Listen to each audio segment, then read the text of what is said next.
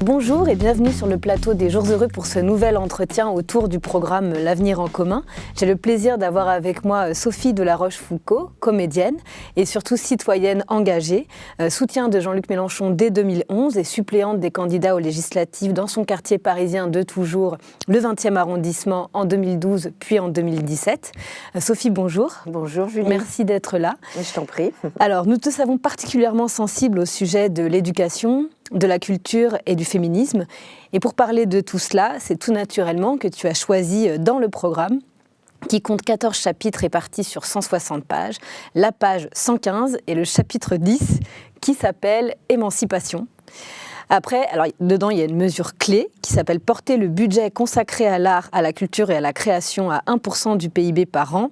Bon, alors, ça paraît un peu abstrait comme ça, mais en gros, le cœur de notre programme L'Avenir en commun consiste à réinstituer un service public de la culture, c'est-à-dire qu'on pense que pour être une grande nation du progrès humain, accéder à des propositions artistiques et critiques du monde de toute nature doit être un droit.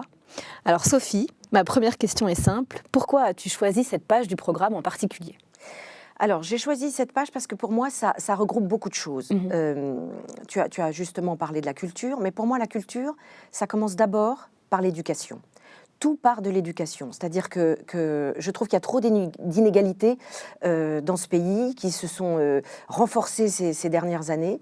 Et j'habite un quartier populaire, le 20e, tu l'as dit. Et moi, j'avais envie de donner des exemples concrets parce que je ne suis pas une femme politique. Je suis une féministe engagée et je pars toujours de ce que je vis pour raconter, pour parler politique, en fait. Tout sera, évidemment, revient à la politique, bien sûr, mais au sens de la citoyenneté. Donc j'habite un quartier populaire dans le 20e. Ma fille est allée dans une école dans mon quartier. Et puis ensuite, elle était affectée dans son collège de quartier. Et j'avais envie, j'ai senti, les parents n'étaient pas chauds pour que leurs enfants aillent dans ce collège parce qu'il avait mauvaise réputation. On est en zone d'éducation prioritaire et je sentais déjà des ségrégations. Donc on a été un collectif de parents, nous, à aller voir les autres parents, à aller visiter le collège et à inciter les parents du quartier, du 20e, à aller mettre leurs enfants dans ce collège d'éducation prioritaire. Et on sentait une réticence. Comme si d'être avec des enfants défavorisés, ça allait jouer un rôle négatif dans l'éducation de leurs enfants. Donc j'ai beaucoup milité pour ça, j'ai beaucoup milité pour qu'il y ait un mélange dans les classes, pour que les parents n'aillent pas mettre leurs enfants dans des écoles privées, par exemple, ou veuillent être affectés, trouvent des adresses, des fausses adresses, pour aller dans des quartiers plus chics et tout ça. Donc je pense que ça part de là. Dès le départ, il faut ce mélange, il faut que les enfants se mélangent dans les classes, il faut que tous les enfants aient accès à l'éducation de la même manière. Et je trouve qu'on parle beaucoup de ce qui se passe dans les banlieues, mais dans le 20e, j'ai retrouvé ça, quoi. Et heureusement, on avait un proviseur qui a tenu beaucoup à travailler là-dessus et à faire que ce mélange existe. Et ma fille, on m'a dit, moi j'avais des copains qui me disaient, mais t'es folle d'aller mettre ta fille dans un collège d'éducation prioritaire, elle va pas faire de bonnes études. Ma fille fait de très bonnes études, ça n'a joué en rien dans sa scolarité après au lycée. Donc je pense que tous les enfants doivent avoir accès à la même éducation, à l'égalité dans l'éducation et ensuite à avoir accès à la culture. Parce que je pense que le lien se fait entre les parents et les professeurs et si on les éduque tous de la même manière, ils vont apprendre à penser par eux-mêmes. Et si on apprend à penser par soi-même, on va pouvoir avoir accès à la culture, bien sûr. Alors, il y a une question de milieu social, mais déjà, on va pouvoir avoir accès à... Moi, les enfants dans l'école d'Anna, ils n'avaient jamais été au théâtre. Ils ont été à la Comédie Française et ils ont découvert cet univers. Et pour eux, c'était incroyable. Ils se disaient, nous aussi, on a le droit d'aller au théâtre, on a le droit de rentrer dans des lieux comme ça. Ils avaient l'impression que c'était pas autorisé. Donc les musées, c'est pareil. Les théâtres, les musées, les cinémas, mais tout.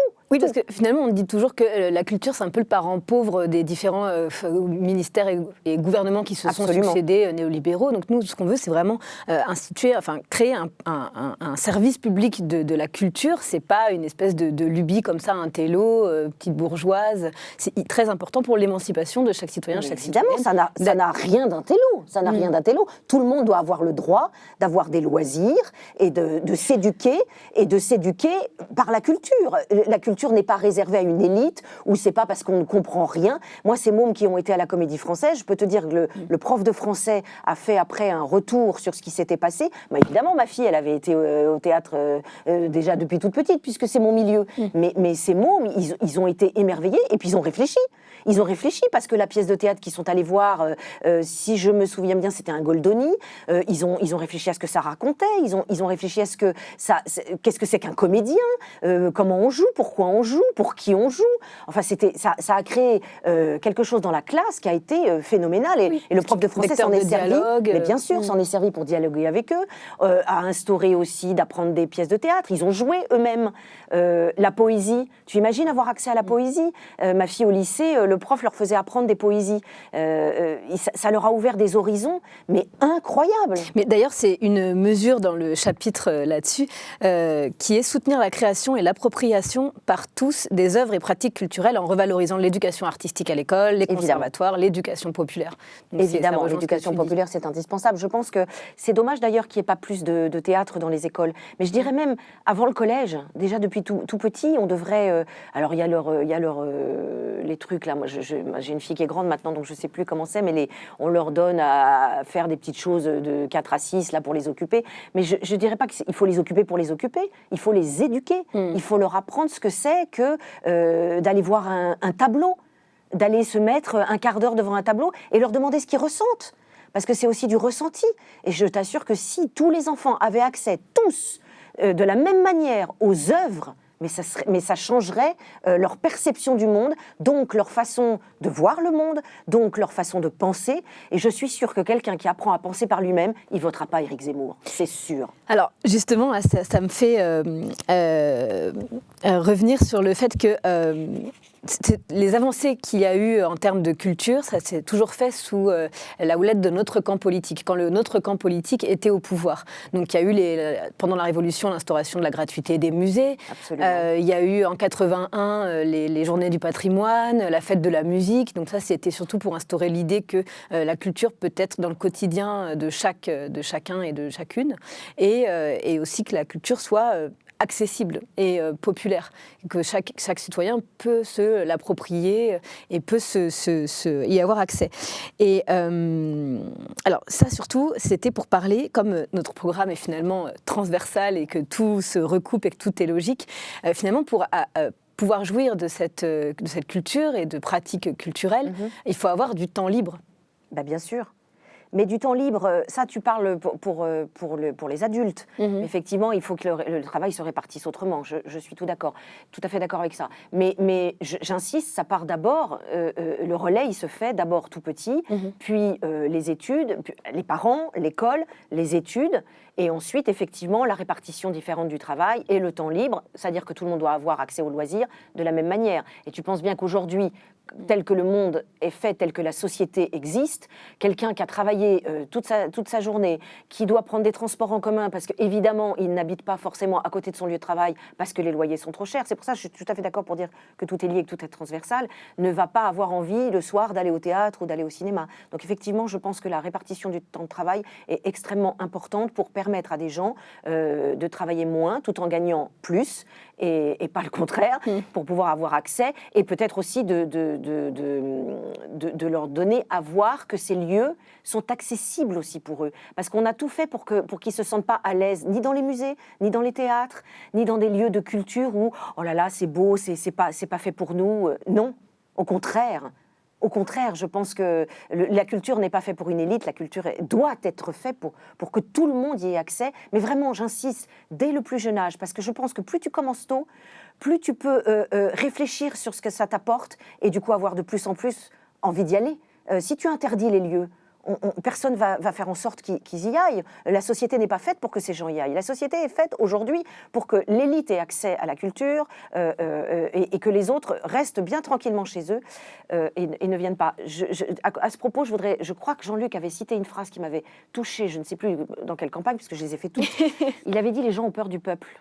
Oui. Donc on fait en sorte que les gens n'aient pas accès, qu'on ne se mélange pas. Je suis pour qu'on se mélange, pour qu'on aille ensemble, que tout le monde se retrouve dans les lieux de culture, qu'on échange et que les gens qui n'y avaient pas accès, ils nous disent ce qu'ils ressentent. Je crois que c'est vachement important qu'on sache ce que tout le monde ressent pour pouvoir avancer ensemble. Et qu'il n'y ait pas de ségrégation. Je suis contre ce monde qui est... on met les gens dans des cases, on fait des ghettos. C'est aussi pour ça que les enfants ne se retrouvent pas dans les écoles, parce que les gens qui n'ont pas les moyens, ils vont vivre dans des endroits où on les ghettoise là-bas, on les ghettoise dans les lieux où ils vivent, on les ghettoise dans les écoles, dans les lycées. Il faut que le monde s'ouvre pour qu'on habite tous ensemble et qu'on vive tous ensemble. Et le monde dont tu parles, le monde d'Emmanuel Macron, en ce moment en tout cas, lui, alors tu es comédienne, donc tu as été au fait de toutes ces questions. Pour répondre à la crise sanitaire, il a fait de la culture quelque chose de non essentiel et après il a distribué des miettes avec ce pass culture. Qu'est-ce que tu peux nous dire là-dessus? Comment tu l'as... Oui, il a distribué des miettes pour tout. Le monde du spectacle vivant est dans un état lamentable. On va arriver à la fin d'une année blanche qui était, il a tout mis là-dessus, c'est-à-dire on vous donne une année et demie blanche, mais ça suffit pas parce que les théâtres ont été quasiment enfin les lieux de spectacle vivant ont été quasiment tout le temps fermés, même quand le reste a ouvert. Donc nous, pour qu'on s'en sorte, il aurait fallu que ça rouvre pour qu'on puisse refaire des heures. Et encore, je parle de gens qui sont dans le système de Pôle Emploi et dans le système de ces assédiques qui nous ont permis de tenir à peu près. Il y a les travailleurs de l'art. Voilà, les travailleurs de l'art. Il y a tous ceux qui n'ont pas de chômage et qui ne sont pas dans ce système d'année blanche. Qu'est-ce qui va se passer? Qu'est-ce qui s'est passé pour eux tous ces derniers mois où ils n'ont pas pu travailler? Et qu'est-ce qui va se passer pour tous ceux qui vont se retrouver là, 31 décembre, dans une situation dramatique parce que l'année blanche va s'arrêter et on n'a pas pu faire nos heures? Très peu de gens ont pu faire leurs heures, ceux qui ont tourné, mais le spectacle vivant est dans un état déplorable. Donc il y a déjà aussi ça qui s'est passé. Et oui, ce pass culture, je sais puisque ma fille a eu le droit, alors on a le droit, c'est vachement sympa, certains bouquins, on a le droit, c'est sympa d'aller au cinéma, on a le droit d'aller faire des escape games. Ouais. Voilà, moi la culture, je ne l'envisage pas comme ça. On aurait dû faire la gratuité pour les élèves dans les théâtres et dans les lieux de culture. Les musées devraient être gratuits pour les étudiants. Pour qu'ils puissent aller au moins voir autre chose dans ces moments où il y a eu une difficulté. On a retrouvé des étudiants qui n'avaient déjà pas à manger, alors tu imagines le reste. Ça s'appelle des miettes, ça s'appelle pas la culture pour moi. Ça s'appelle des miettes données pour que pendant ce temps-là, on ferme sa gueule. Je suis désolée, je suis obligée de le dire, qu'on ferme sa gueule. On essaye que les gens se taisent, qu'ils rament et qu'ils aient déjà de quoi manger. Et après, on se dit qu'ils vont déjà avoir de quoi manger. On ne va pas en plus leur donner accès à la culture. Mais la culture est un bien essentiel et indispensable pour une démocratie saine. Si on n'a pas accès à la culture, on n'a pas accès à l'éducation, on ne peut pas penser et on ne peut pas avancer. C'est indispensable pour moi. Alors, tu as parlé des bases de la démocratie saine. Alors, je sais que toi, les questions aussi, donc l'éducation, culture, vont aussi avec la santé. Avec la santé. Et avant là qu'on commence cet entretien, on feuilletait le programme et tout nous paraissait essentiel. Et puis finalement, on n'était même pas obligé de le lire, quoi. On le connaît par cœur, tout tombe un peu sous le sens. Et il y avait aussi la question du féminisme que tu souhaitais aborder. Alors on déborde un petit peu, quoi, mais bon, finalement, comme c'est lié aussi à l'émancipation et à la question des nouveaux droits. Je me rappelle dans une interview en 2017 à la Midinale chez nos confrères et amis de Regard. Il y avait un système là-bas qui faisait que chaque jour, il avait une interview et chaque fois, la personne qui était interviewée posait une question à la personne suivante. Je ne sais pas si c'est très clair. Oui, je m'en souviens. Mais je me rappelle que tu avais posé cette question à une femme guyanaise, une femme engagée, je ne sais plus exactement qui c'était, et tu as demandé à Pierre Jacquemin de lui poser la question de est-ce qu'elle est d'accord d'inscrire l'IVG dans la Constitution. Du coup, on peut parler de ça. Qu'est-ce que c'est dans le programme ? Oui, c'est dans le programme. Oui, c'est vrai que ça me paraît essentiel que les femmes disposent de leur corps. Et je pense que la question de l'avortement est souvent mise en difficulté. On se demande que si quelqu'un... Tu imagines si un Zemmour, une Le Pen ou même une Pécresse arrive au pouvoir, comment la question de l'IVG va être rediscutée. Je crois que c'est un droit fondamental de la femme. Et pour être sûr qu'on n'y touche plus, je voudrais que ce soit inscrit dans la Constitution.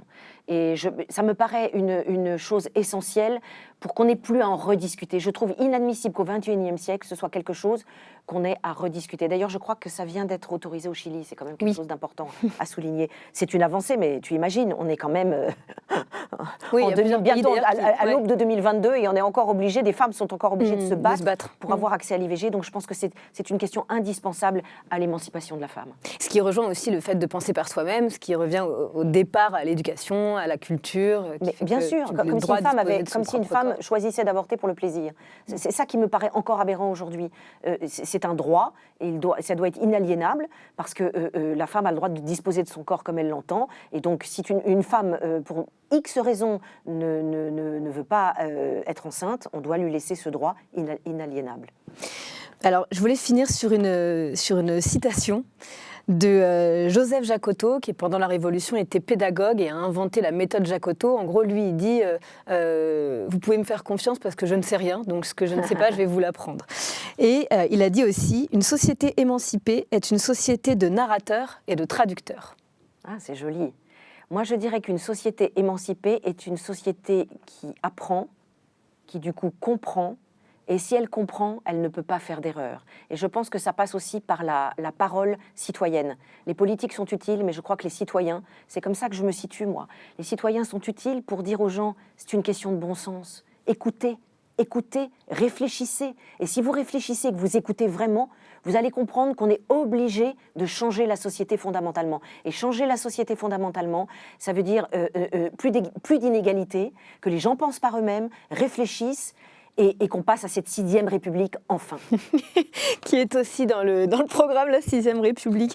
Bien, merci beaucoup Sophie de la Rochefoucauld d'être venue aux entretiens des Jours Heureux. La lutte continue et merci beaucoup. On ne lâche rien, la lutte continue et je continuerai à parler aux gens parce que je crois que c'est important. Moi j'ai toujours fait ça dans mon quartier. Il faut parler aux gens, il faut qu'ils entendent et qu'ils comprennent. Merci beaucoup. Merci Julie. Au revoir.